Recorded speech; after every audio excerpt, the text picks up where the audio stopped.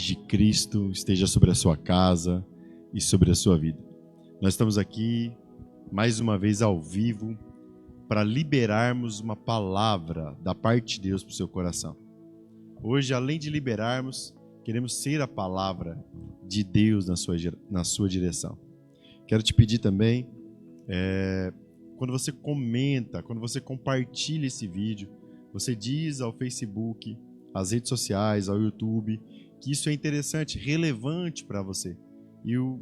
E a plataforma digital, ela vai impulsionar esse vídeo para mais pessoas. E mais pessoas serão alcançadas com a palavra de Deus. Amém? O texto que eu quero compartilhar com você está lá em 1 Coríntios, capítulo 11, versículo 1. 1 Coríntios 11, 1.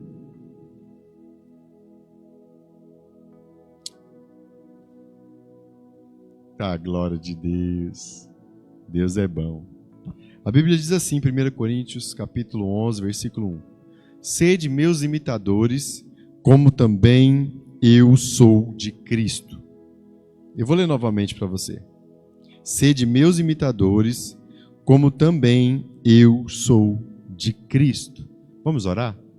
Feche seus olhos, você que está em casa, você que está nos assistindo. Interceda e ora pelo pregador dessa noite, dessa live, né? Amigo Jesus, Pai da eternidade, doce Espírito Santo, nós te amamos, te adoramos e te bendizemos neste lugar. Sempre tomaremos todo o cuidado para te dar a glória, a honra e a majestade que o Senhor merece. O nosso anseio, o nosso desejo é aprender a amar o Senhor como o Senhor nos ama e amar a nossa geração, as pessoas à nossa volta como o Senhor nos ama. Traga entendimento sobre nós, sobre essa geração, a respeito dessa palavra, Pai. Em nome de Jesus. Amém. Essa live, essa mensagem que eu quero deixar registrada aqui hoje, para as gerações, ela fala muito a respeito de mim. Foi algo que o Espírito Santo de Deus, ele ministrou nos últimos dias, no meu coração, tratou dentro de mim, e para trazer cura para a minha alma, para trazer cura para o meu entendimento. Eu estava em viagem semana passada, na casa de uma tia muito querida, que sempre tem nos acompanhado, tia Celi, do tio Nenê, esposo do tio Nenê, meu tio, homem de Deus, amo demais vocês, fui muito bem tratado lá na casa deles. E saindo de um cômodo da casa para outro, o Espírito Santo, ele me fez uma pergunta. O Espírito Santo, lá no meu íntimo, ele falou comigo. Ele falou assim, filho,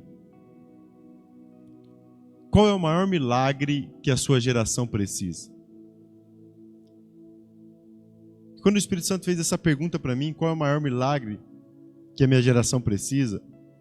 Imediatamente, sem hipocrisia, sem mentira, eu imediatamente olhei para os problemas que existem na nossa geração hoje. De depressão, pânico, pessoas em cadeira de roda, pessoas passando fome. Existem muitos problemas visíveis aos nossos olhos, que muitas vezes todos nós um dia fizemos uma pergunta: por que Deus não resolve isso? Até estava comendo uma pizza com meu tio, com a minha tia, com o meu primo, Vitório, com a Alessandra, e o Vitório até falou disso, falou, cara, por que Deus ele deixa tanta coisa, tanta maldade acontecer no mundo? Isso é uma pergunta que a gente muitas vezes buscamos ao Senhor, buscamos a Deus com toda a intensidade do nosso ser para andar nesse poder de fazer milagres, resolver problemas à nossa volta, resolver problemas do nosso convívio. Um filho que está com câncer e decretado a sua morte, um amigo que usa droga, uma esposa alcoólatra, um marido agressivo. Nós muitas vezes buscamos ao Senhor para ter um milagre, para ter uma resposta da parte do céu, para haver uma intervenção do céu sobrenatural sobre nós. É verdade ou não é, igreja? E respondendo a pergunta do Vitória aqui, por que Deus não resolve esses problemas? Eu acredito no que a palavra de Deus diz. A palavra de Deus diz que Deus tem um plano perfeito para todos os homens. Amém? Que Ele escreveu esse plano antes da fundação do mundo, aquilo que os olhos não viram, aquilo que os ouvidos não ouviram, aquilo que a mente do homem não pensou, aquilo que jamais desceu ao coração do homem. Mas Deus respeita as escolhas dos homens. Eu tenho a minha livre agenda, o meu livre-arbítrio, não sei como você chama isso, de escolher o plano perfeito de Deus ou não. E quando eu não escolho o plano perfeito de Deus, quando o homem não escolhe o plano perfeito de Deus, ele planta atrocidades. O Provérbios diz isso. E ele ainda acaba culpando a Deus. Mas Deus, na sua maravilhosa soberania e poder, Ele nos deu uma livre agenda, um livre arbítrio para escolher ter Ele ou não. E quando nós não escolhemos Ele, acontece todos esses problemas que nós temos visto nos nossos dias e que nós vemos na nossa vida. E que muitas vezes, nós voltando para a palavra que Deus ministrou no meu coração, nós olhamos para esses problemas e queremos um milagre da parte de Deus. Queremos ou não queremos, igreja? Quem não queria ver uma mulher de cadeira de roda levantando e andando? Quem não queria ver? Esses dias eu vi um cego que foi batizado e quando ele levantou das águas, ele voltou a enxergar. Isso tudo é maravilhoso. Isso tudo é da parte de Deus. Deus pode fazer tudo isso. Eu acredito que os milagres ainda são para os nossos dias. Porque se eu não acreditasse, eu não estaria pregando um evangelho para quem usa crack. Porque ser livre do crack é a mesma coisa, no meu entendimento, tem o mesmo peso de ser curado da lepra nos tempos de Jesus, uma doença que não havia cura. Nós vivemos no ambiente de milagre. Esse dia eu estava na Thalita, onde o Márcio André é coordenador, junto com a sua esposa. O Márcio está aqui nos assistindo hoje. Lucas, terça e segunda. Jesus está voltando. E nós fomos ter um momento lá de compartilhar da palavra e as meninas da Thalita, uma contou, cara, eu vi 2 milagres lá, violentíssimo. Uma que estava com problema na mama, com câncer na mama, já estava diagnosticada, já estava com tudo, e ela foi fazer os exames novamente depois de alguém ter orado por ela, e ela não tinha mais nada na mama. Outra que tinha um problema no pulmão, era no pulmão, Márcio? Tinha um problema crônico no pulmão, não tinha pulmão mais, e fez o exame, o pulmão dela como se fosse uma menina de 10 anos agora. Então assim, Deus, Ele continua fazendo milagres. Uma vez eu batizei um homem que ele tinha câncer, caroço por toda a perna, e ele levantou do batismo. Quando ele levantou não tinha mais nenhum caroço. Eu já vi isso. E são milagres extraordinários. Amém, igreja? Amém, igreja? Então, assim, o Senhor, Ele faz esses milagres. E esses milagres são da parte de Deus. Deus continua fazendo milagres, amém? Mas a pergunta do Espírito de Deus dentro de mim. E é por isso que nós precisamos entender isso. Porque o que nós entendemos como milagre vai ser o que vai nos mover a buscar ao Senhor. Preste atenção nisso. Quando o Espírito perguntou para mim qual era o maior milagre que a minha geração precisava, eu lembrei desses milagres. Falei, cara, veio um braço, um milagre de maravilha é você ver um braço crescer. O cara não tem o braço e o braço cresce. O cara não tem uma perna e a perna cresce. Isso é um sinal de maravilha. Mas o Espírito Santo, Ele viu que tinha tudo isso no meu coração. Ele viu que eu imaginei e comecei a pensar que o maior milagre que eu podia ver era um braço sendo crescer, uma pessoa de cadeira de roda levantar e andar. Era isso que lá no meu interior, sem hipocrisia nenhuma, sem máscara nenhuma, imaginou. Mas rapidamente, o Espírito Santo de Deus, Ele me tirou toda a escama e me fez enxergar de verdade qual era o maior milagre que a minha geração precisa ter e ver. E Ele disse assim, filho, o maior milagre que a sua geração precisa nesses dias, neste tempo, é que a palavra, preste atenção nisso e eu vou explicar isso para você hoje, que a palavra que o céu, que Deus tem revelado no seu coração, que você tem liberado com a sua boca, que essa palavra se torne você. que você se torne essa palavra. Jesus falou para mim, o Espírito Santo falou para mim que o maior milagre que minha geração precisa é que eu me torne a palavra que está sendo revelada dentro do meu coração. Ah, pastor, esse não é o maior milagre, não. É, e eu vou te provar, porque imediatamente o Espírito Santo ele vem me provando isso dentro da palavra, e ele vem me provando isso na nossa relação íntima, firmado na palavra dele e na oração. E esse versículo que nós acabamos de ler, do apóstolo Paulo, ele diz muito sobre isso. Ele fala assim, olha, Paulo diz assim, ó, sede meus imitadores, como eu sou de Cristo.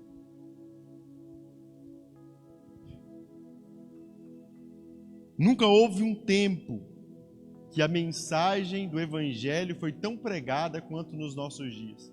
Hoje nós temos a palavra de Deus sendo pregada no YouTube, temos a palavra de Deus sendo pregada no Instagram, temos a palavra de Deus sendo pregada aqui no Facebook, temos a palavra de Deus sendo pregada em todo... Tem gente que bate na porta da sua casa para pregar a palavra. Nunca houve um tempo que a mensagem estava tão disponível a uma geração como agora. Mas se você olhar friamente, calmamente para a nossa geração, você pode observar que nunca houve um tempo também que uma geração estava tão corrompida como nos nossos dias. Eu costumo dizer que antes de me converter, eu vivi coisas terríveis que Sodoma e Gomorra perdeu longe para nós. É verdade ou não é, igreja? É. Nós, os pastores em cima do altar, que deveriam estar pregando sobre a eternidade, apaixonados no dinheiro, nas coisas da terra. Homens que precisavam estar pregando Cristo e vivendo Cristo, estão torcendo a verdade, a palavra. Por quê, pastor? Porque eles não querem ser imitador de Cristo. Porque a mensagem, nós queremos nos nossos dias pregar a mensagem, mas nós não queremos nos nossos dias viver a mensagem de Cristo. Por isso até falamos assim, olha para Cristo, não olha para nós. Cara, isso é esse o mal dos nossos dias. As pessoas deveriam olhar para a igreja, as pessoas deveriam olhar para os pastores, as pessoas deveriam olhar para aqueles que se dizem cristãos e verem Cristo. Sabe como surgiu a palavra cristão? A primeira vez que ela começou a ser falada foi na igreja de Antioquia, lá em Atos. E porque os homens pareciam o que eles falavam. Eles anunciavam uma mensagem, eles falavam de um Cristo que morreu pelos seus pecados, que ressuscitou ao terceiro dia, que amava a Deus acima de todas as coisas, porque ele era o próprio Deus, mas ele era homem também, e que amava o seu próximo como a ti mesmo. E esses homens lá em Antioquia, esses cristãos, esses homens que pregavam essa mensagem, eles tinham um comportamento. Sabe onde Paulo foi gerado? Paulo foi gerado na igreja de Antioquia. Paulo, da igreja de Antioquia, ele foi lançado e enviado ao mundo. Você sabia disso? Paulo sabia o peso do que é ser cristão. Paulo sabia, porque hoje 86% da população brasileira se declara cristã. Se declara imitadora de Cristo. Se declara da parte de Cristo, se declara que acredita no que Cristo ensinou. Mas desses 86%, você acredita que quantos por cento, se levar um tapa na face, oferece a outra face? Como Cristo ensinou.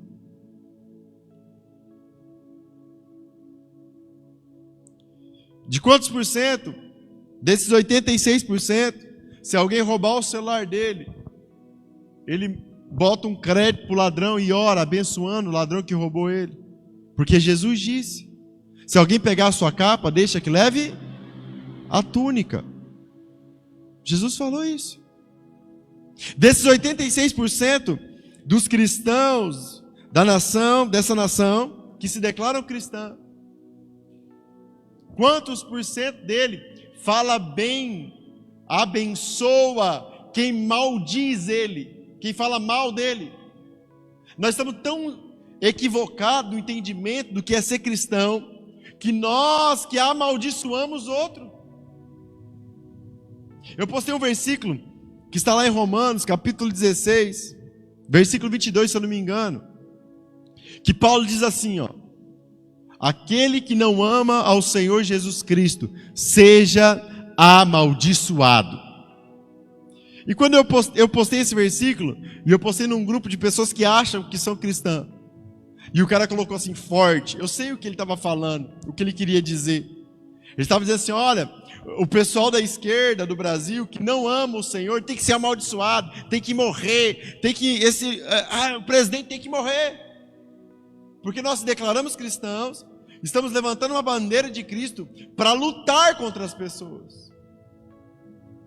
Não queremos entender o que a palavra está dizendo. Olha o que a palavra diz em Romanos capítulo 16, versículo 22, se eu não me engano.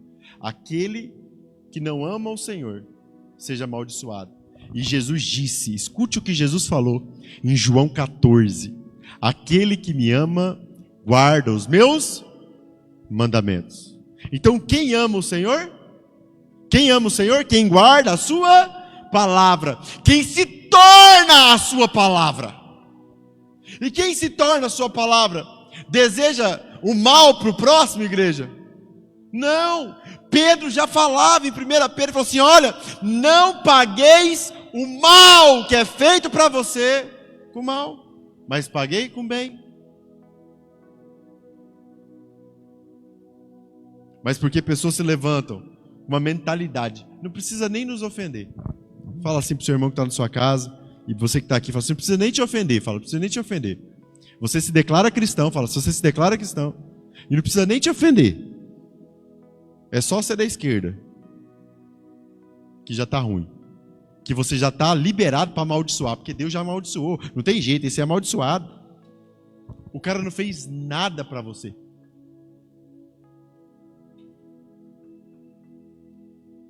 E você, se declarando cristão, ao invés de jorrar uma fonte de vida da sua boca e das suas ações, gera morte. Tiago disse assim, pode uma mesma fonte jorrar água doce e salgada? Pode, igreja? Não.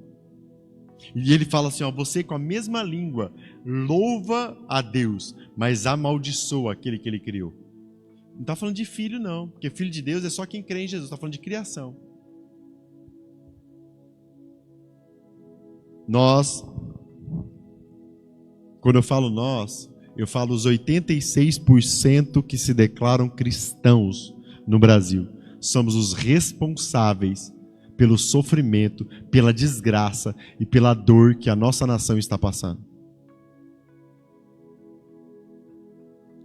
Porque a resposta e o milagre que a nossa geração precisa não é mais de pregadores da palavra.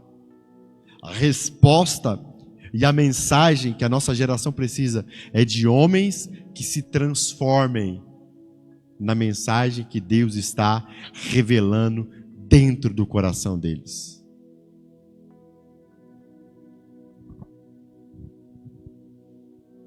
E é muito simples saber o que você está se tornando.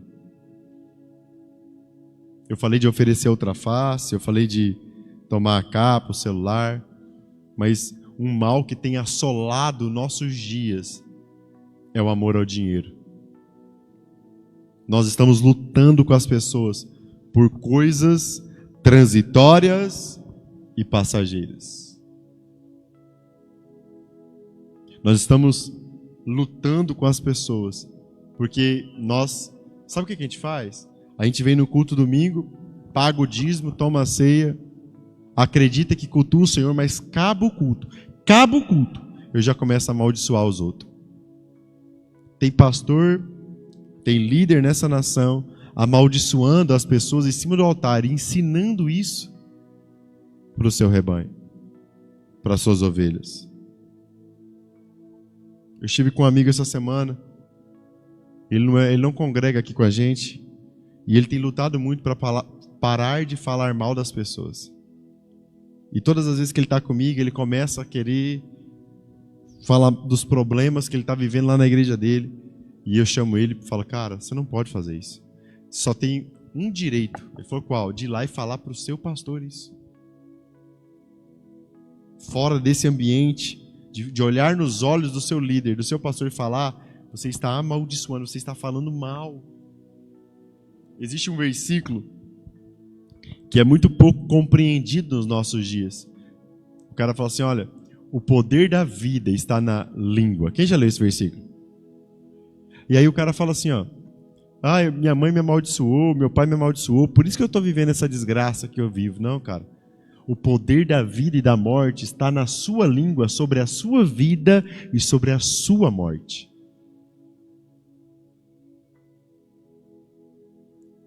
Ninguém planta por você. A sua língua só tem a capacidade de plantar para você. Se você tiver uma língua que louva o Senhor e ama os homens e serve os homens, você terá a bênção do Senhor sobre a sua vida. E a vida do Senhor sobre a sua vida. Agora, se você tiver uma língua que louva o Senhor e amaldiçoa os homens, a desgraça sempre vai estar na sua vida. Porque a palavra de Deus diz que aquilo que a boca só fala daquilo que o coração está cheio. Se a sua boca está cheia de graça, ela abençoa as pessoas. Se a sua boca está cheia se o seu coração está cheio de desgraça, ele faz o quê? Ele amaldiçoa as pessoas. Pastor, como eu posso mudar isso? Como eu posso me tornar um imitador de Cristo? Para me tornar o maior milagre que a minha geração precisa. Você concorda comigo que nunca houve um tempo que precise de imitadores de Cristo como o nosso tempo? Se você olhar para João Batista, ele tinha uma palavra, Lucas, mas ele era a palavra. Ele encarnou a palavra.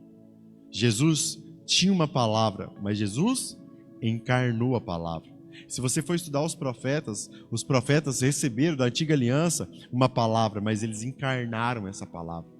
A sua geração só vai parar e te ouvir quando você encarnar, quando você se tornar a palavra.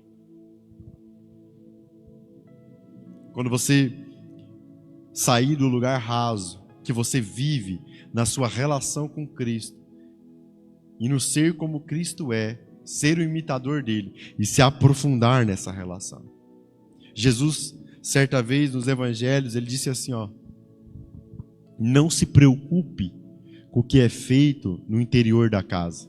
Fala para o seu irmão que está em casa, você que está aqui, fala assim, não se preocupe com o que é feito no interior da casa. Escondido, fala escondido, porque será exposto sobre os telhados da casa. O que Jesus estava falando, pastor? Jesus estava falando assim, olha, aquilo que você decide viver na sua intimidade é aquilo que você vai manifestar na sua relação com as outras pessoas, na luz do dia. Se eu decido viver uma vida profunda no Senhor, quando eu decido viver uma vida profunda de intimidade na presença dEle, cara, quando eu falo uma vida profunda, é uma vida de mais de hora de oração.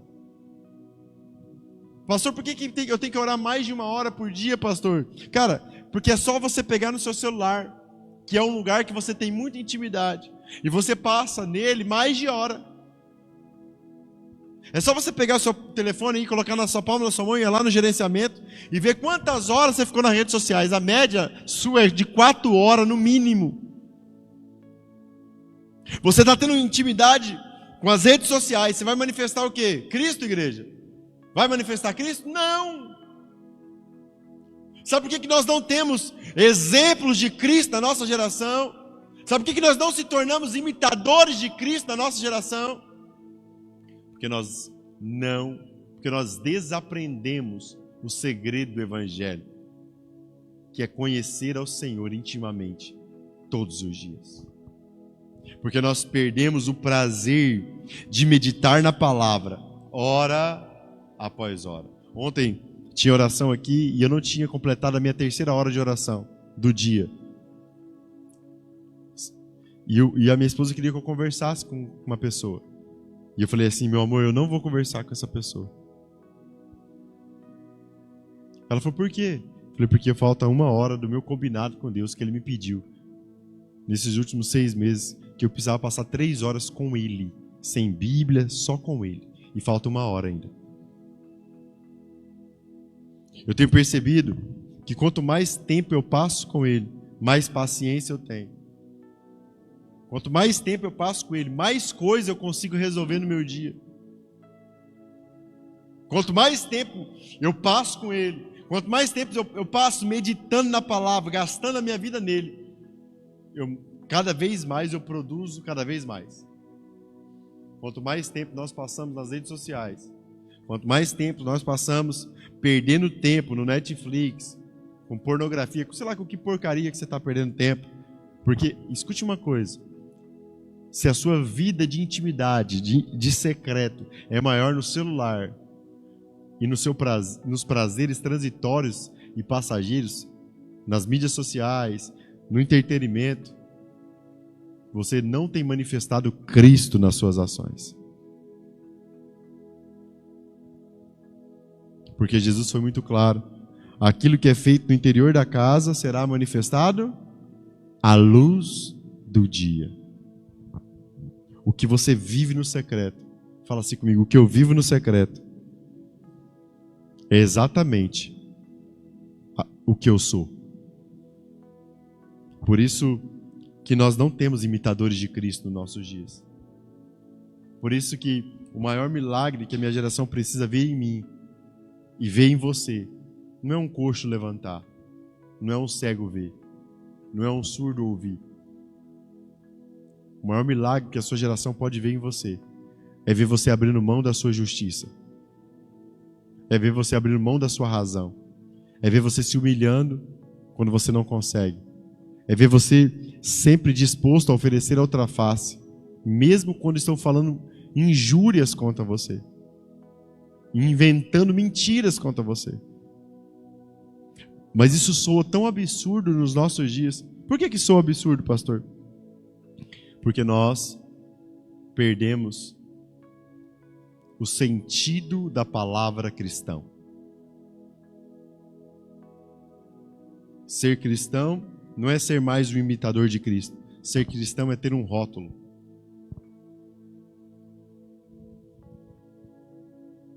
Jesus, lá em Mateus, no último capítulo de Mateus, eu vou falar isso para encerrar essa mensagem. Jesus deixou a chave. Gente, quando você lê um livro, eu gosto muito de ler livro. Quando você lê um livro, geralmente o final do livro é a conclusão do livro, ou um texto. O final do texto é a conclusão do texto. O que é a conclusão do texto? A conclusão do texto é praticamente um resumo profundo de tudo que o autor do texto ou do livro tentou nos transmitir. E quando Jesus está para ser elevado aos céus, subir aos céus, qual é a última coisa que Jesus falou para os seus discípulos? Sabe o que Jesus falou? Jesus disse assim, ide por todo mundo e fazei discípulos que obedeçam o Evangelho em tudo. Sabe qual é a chave do Evangelho? A chave do Evangelho não é ter uma rede social famosa. A chave do Evangelho não é ter uma igreja famosa. A chave do Evangelho, o resumo do Evangelho, a conclusão do Evangelho é gerar discípulos de Cristo. E sabe como que eu gero discípulo de Cristo, igreja? É pregando para ele. Eu vou ensinar um homem a imitar Cristo pregando para ele. Igreja, a pregação gera salvação. Aqueles que creem na mensagem são salvos. Mas discípulo não se gera com a pregação. Forte isso, né? Discípulo só se gera do jeito que Paulo está dizendo aqui, no capítulo 11 de 1 Coríntios. Sede meus imitadores, como também eu sou de Cristo. Discípulo de Cristo só vai ser gerado quando a palavra que nos foi revelada, quando a palavra de salvação que nos foi liberada, se tornar um conosco.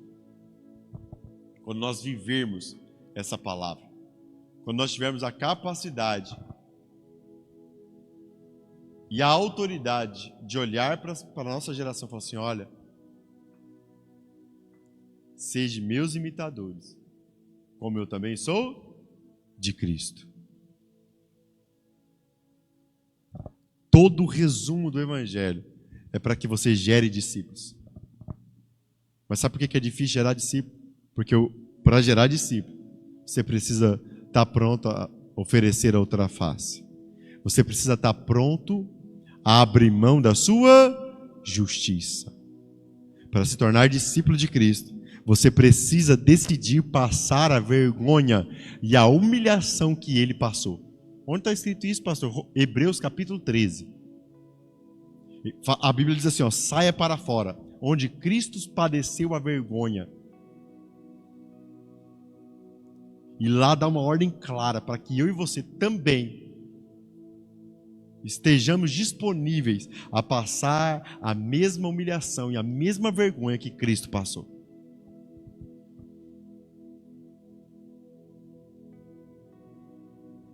A mensagem do Evangelho não é Deus querendo te exaltar. A mensagem do Evangelho é Cristo sendo exaltado em você. A mensagem do Evangelho é Cristo sendo exaltado nas suas ações. Cristo em nós, a esperança da glória. Você consegue entender por que a nossa geração está sofrendo? Pastor, por que a minha geração está sofrendo? Porque você é um cristão sem vergonha. Você é um cristão de rótulo. Você quer Cristo para que Ele te exalte. Você não quer Cristo para que Ele seja exaltado em você. O Senhor precisa de homens e de mulheres de verdade nesses dias.